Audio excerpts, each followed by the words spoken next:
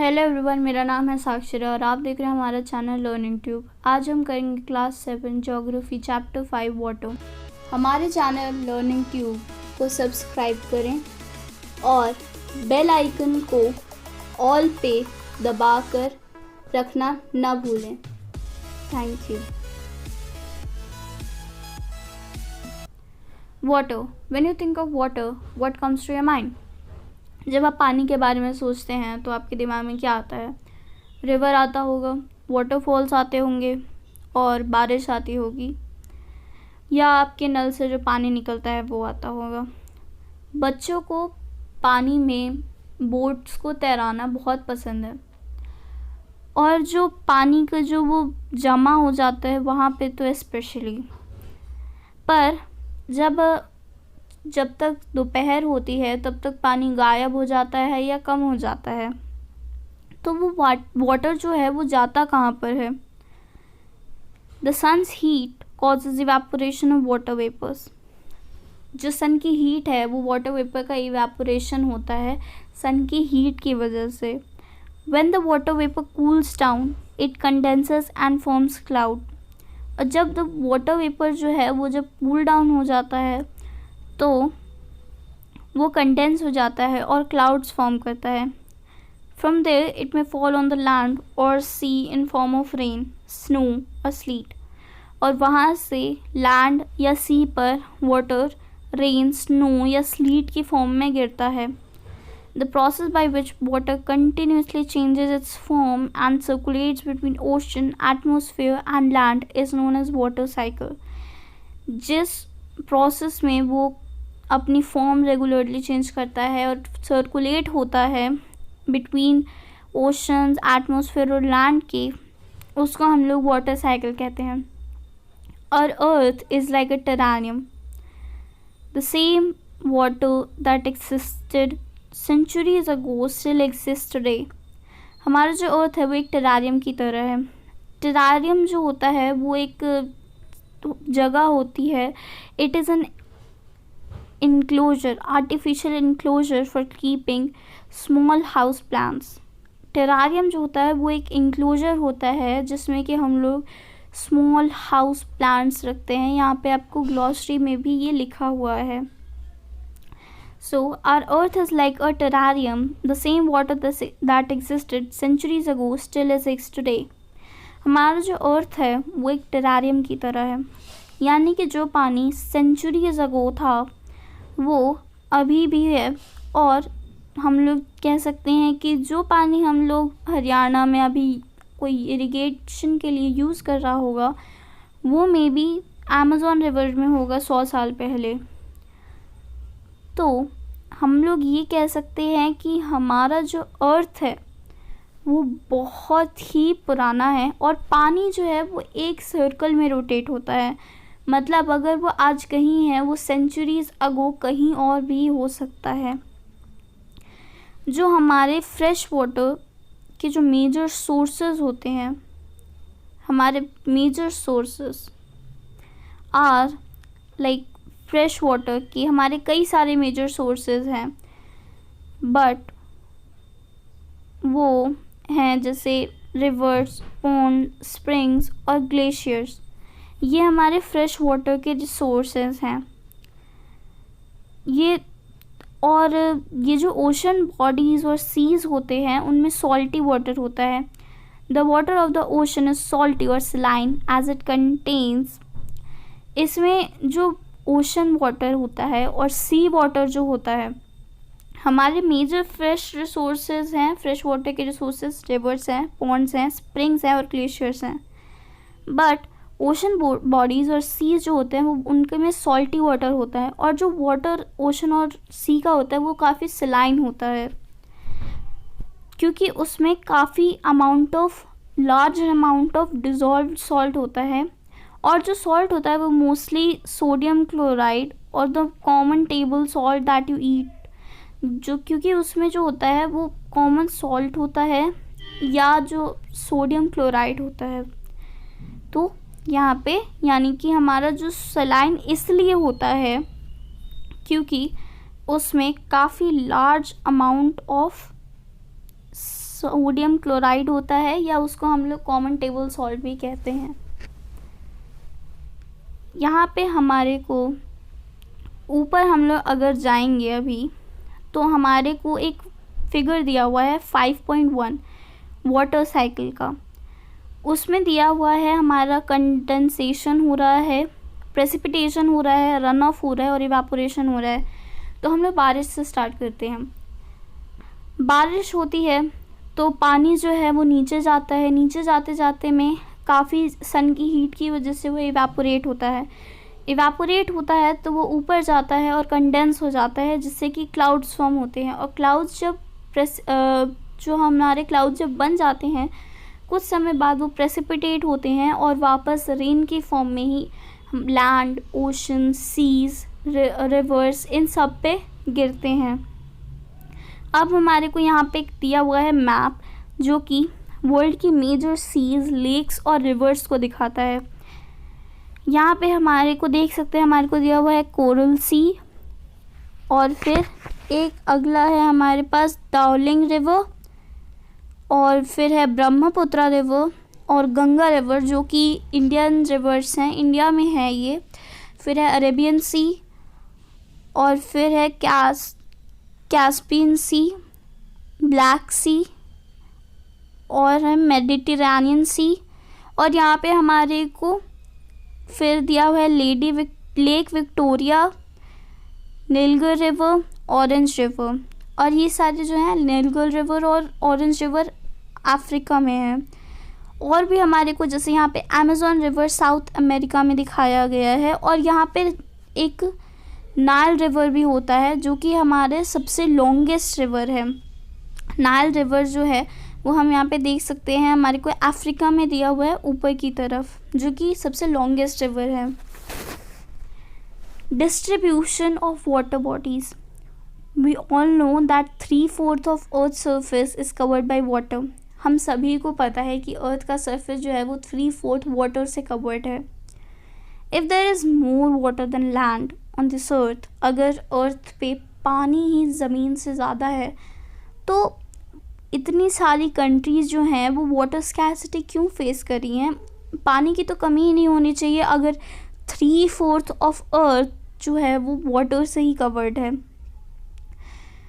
Is all the water on earth available to us? क्या हमारे पास पूरा जो पानी अर्थ पे है वो अवेलेबल है?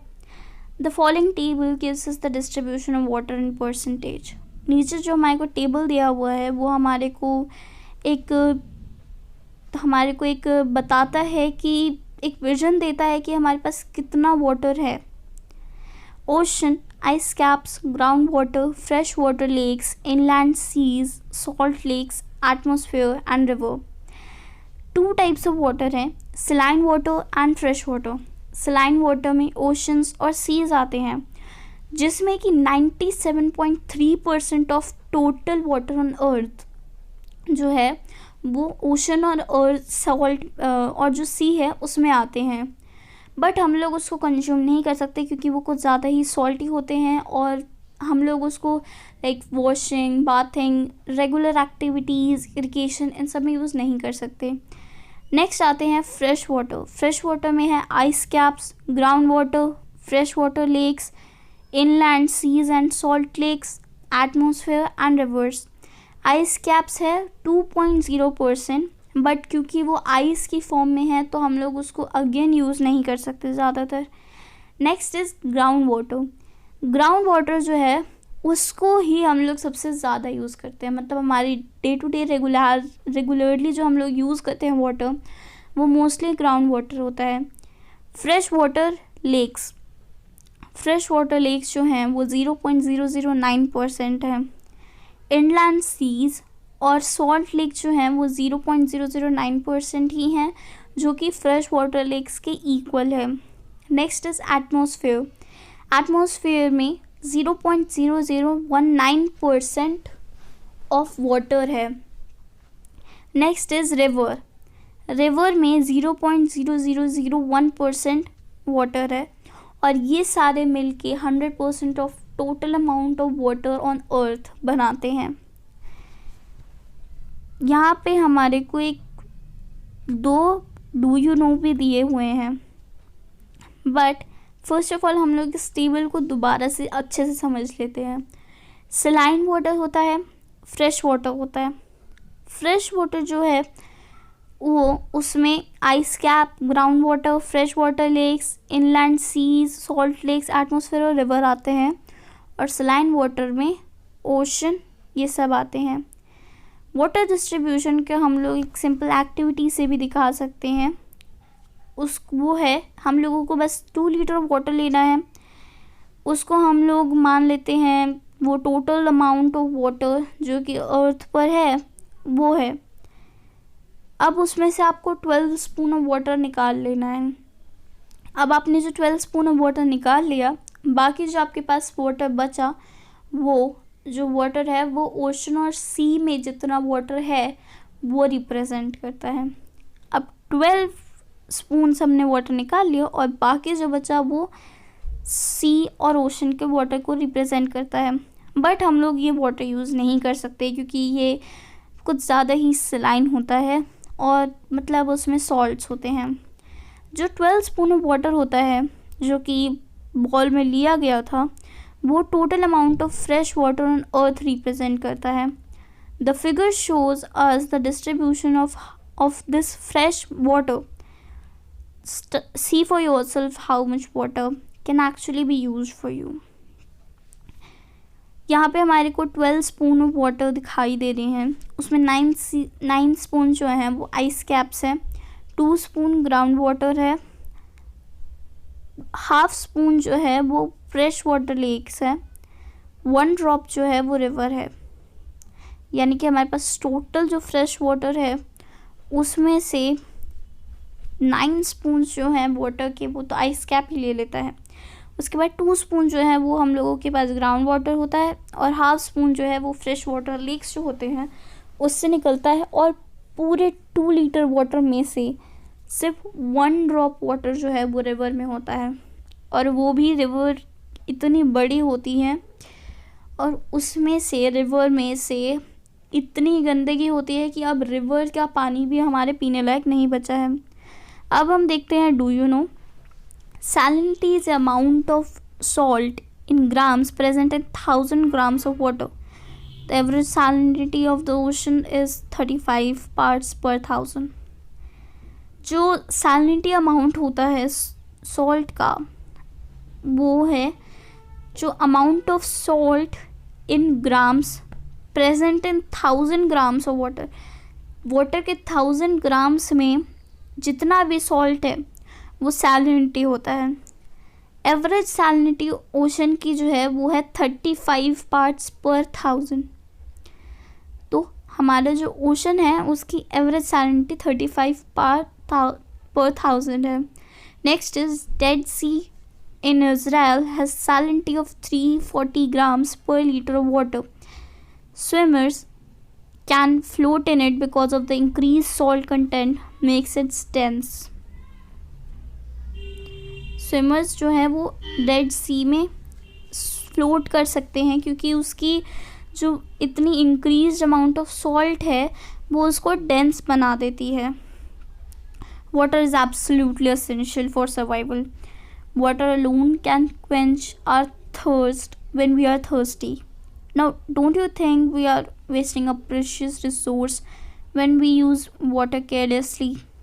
वाटर जो है वो काफ़ी एसेंशियल है सर्वाइवल के लिए। वाटर अकेला ही हमारी प्यास को बुझा देता है अगर हमारे को प्यास लगी है तो। अब आपको ऐसा नहीं लगता कि हम लोग एक बहुत ही ज़्यादा प्रेशियस रिसोर्स जो है उसको हम लोग काफ़ी ज़्यादा ही केयरलेसली वेस्ट कर रहे हैं? हम लोग वाटर को बेकार में यूज़ कर रहे हैं जिससे कि वो वेस्ट हो रहा है। यहाँ पे आपको कुछ आर्टिकल्स दिए हुए हैं जो कि दिखा रहा है कि वाटर की स्कैर्सिटी की वजह से कितने लोग परेशान हैं। गवर्नमेंट्स भी बहुत परेशान हैं कि वाटर जो है वो इतना कम है कि वहाँ पे स्कैर्सिटी हो रही है और हम लोग उस वाटर को ही केयरलेसली यूज़ कर रहे हैं। Ocean circulation. There is something magical about walking bare feet on the seashore. अगर आप सी शोर पर हैं और अगर आप खाली पैर चल रहे हैं बीच पर तो उसमें कुछ अलग ही फीलिंग होती है, बहुत मैजिकल फीलिंग होती है. The wet sand on the beach, the cool breeze, the seabirds, the smell of the salt in the air, and music of the waves. Everything is so fascinating. Unlike the calm waters of ponds and lakes, ocean water keeps moving continuously. Ponds और lakes की पानी जो है वो जैसे काम होते हैं, एकदम स्थिर होते हैं एक जगह पे. ओशन की पानी जो है, ओशन की वेव्स जो हैं वो मूव करती रहती हैं. Ocean water keeps moving continuously.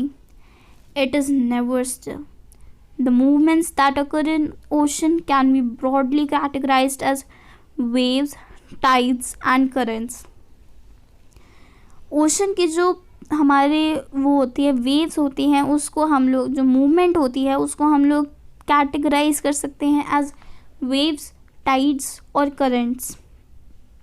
अब हमारे को दिया हुआ है एक do you no. March 22 is celebrated as World Water Day when the need to conserve water is reinforced in a different way. March 22 को हम लोग वर्ल्ड वाटर डे की तरह मनाते हैं क्योंकि उस दिन पानी को बचाने के अलग अलग तरीके हमारे को बताए गए थे कि हमारे को पानी कैसे बचाना चाहिए.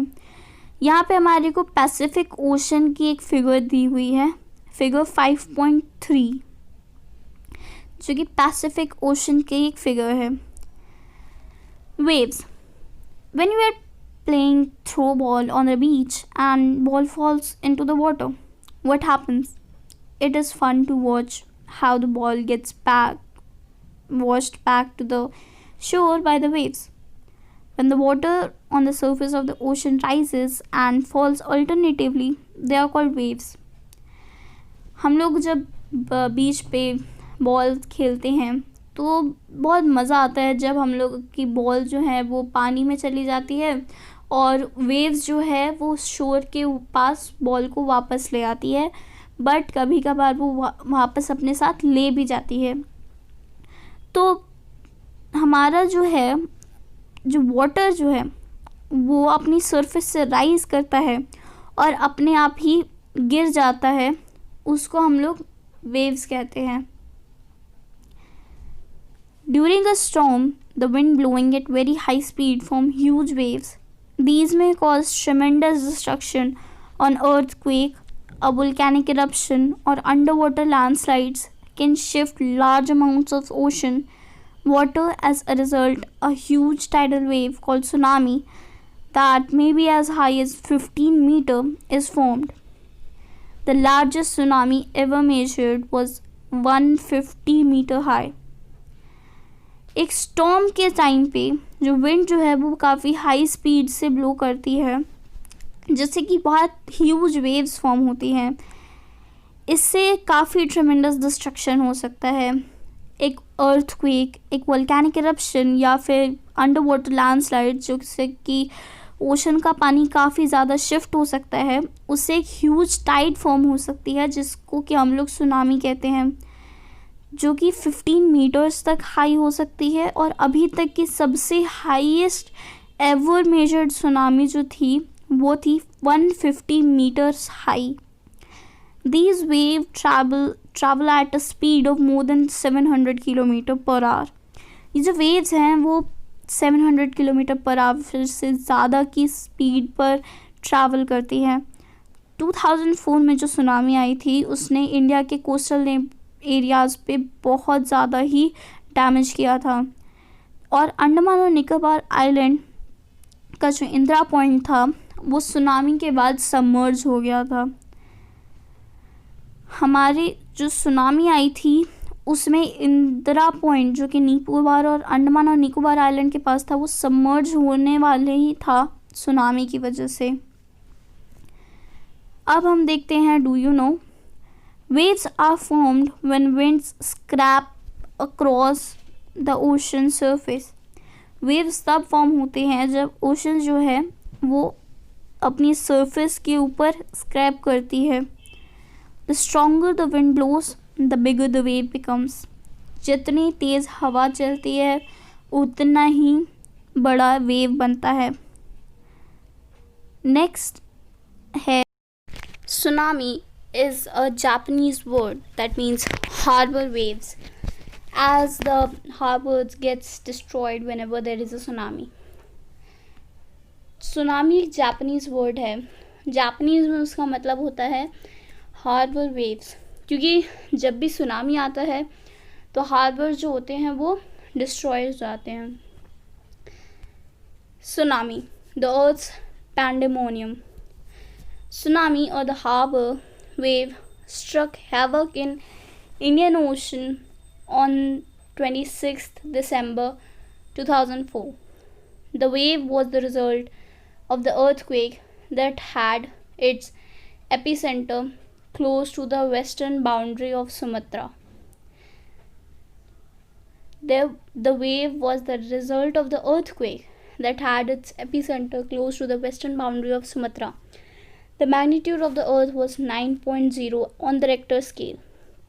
As the Indian plate went under the Burma plate, there was a sudden movement of the sea floor, causing the earthquake. The ocean floor was displaced by about 10 to 20 meters of tilted in a downwardly direction. A huge mass of ocean water flowed to fill in the gap that was being created by the displacement.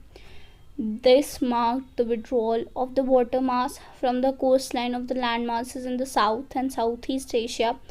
After thrusting of the Indian plates below the Burma plate, the water mass rushed back towards the coastline.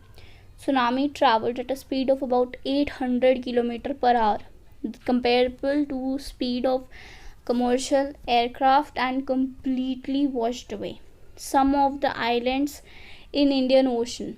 The Indira Point and the Andaman and Nicobar Island that mark the southernmost point of India got completely submerged. As the wave moved from the earthquake epicenter from Sumatra towards the Andaman Islands and Sri Lanka, the wave length decreased with decreasing depth of water. The travel speed also declined from 700 to 900 km per hour to less than 70 km per hour. Tsunami waves traveled to a depth of 3 km from the coast, killing more than 10,000 people and affected more than lakhs of houses. In India, the worst effect were the coastlines of Andhra Pradesh, Tamil Nadu, Kerala, Puducherry, and the Andaman and Nicobar Islands. While the earthquake cannot be predicted in advance, it is possible to give a 3-hour notice of a potential tsunami. Such early warning systems are in places across the Pacific Ocean, but not in the Indian Ocean. Tsunamis are rare in the Indian Oceans as the seismic activity is less as compared to the Pacific Ocean. The tsunami that ravaged the South and Southeast Asian coast in December 2004 is the most devastating tsunami in the last several hundred years. The large damage caused to life and property was primarily a result of lack of monitoring, the early warning system, and knowledge among the coast dwellers of Indian Ocean. The first indication that tsunami is approaching is the rapid withdrawal of water from the coastal region, followed by destructive wave. When this happened on the coast, instead of people going to high grounds, they started assembling at the coast to view the miracle. As a consequence, there was a large casualty of curious onlookers when the gigantic wave or tsunami struck. Tides. The rhythmic rise and fall of ocean water twice in a day is called a tide. It is high tide when water covers much of the shore by rising to its highest level. It is low tide when water fall to its lowest level and recedes from the shore. The strong gravitational pull exerted by the sun and the moon on Earth's surface causes the tides. The water of the earth closer to the moon gets pulled under the influence of moon's gravitational force and causes high tide. जो strong gravitational pull होता है जो कि सन exert करता है और moon exert करते हैं अर्थ की सरफेस पे, उससे टाइड्स होते हैं. जो वाटर होता है अर्थ के जो मून की तरफ क्लोज़र आ जाता है, जो कि मून की ग्रेविटेशनल फोर्स के इन्फ्लुएंस के अंडर होता है और हाई टाइड कॉज करता है. During the full moon and new moon days, the sun, the moon and the earth are in the same line and the tides are highest. Full moon, new moon, sun, moon, earth जो है वो same line और tides में highest होते हैं. These tides are called spring tides. When the moon is in its first and last quarter, the ocean water gets drawn in diagonally opposite directions by the gravitational pull of sun and earth, resulting in low tides. These tides are called neap tides. High tides help in navigation. They raise the water level close to the shores. This helps the ships to arrive at the harbor more easily. The high tides also help in fishing. Many more fishers come closer to the shore during the high tide. This enables fishermen to get a plentiful catch.